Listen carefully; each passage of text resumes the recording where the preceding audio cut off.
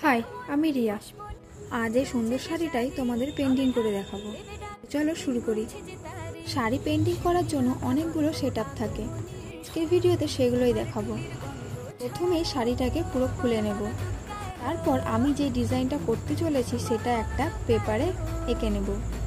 আসলে ডিজাইনটা অনেকটা বড়, তাই আমাকে পেপার কাটিং করতে হচ্ছে। ডিজাইন ছোট হলে আলু কেটে করা হতো, সেটারও কিছুটা কাজ আছে, আস্তে আস্তে দেখাবো।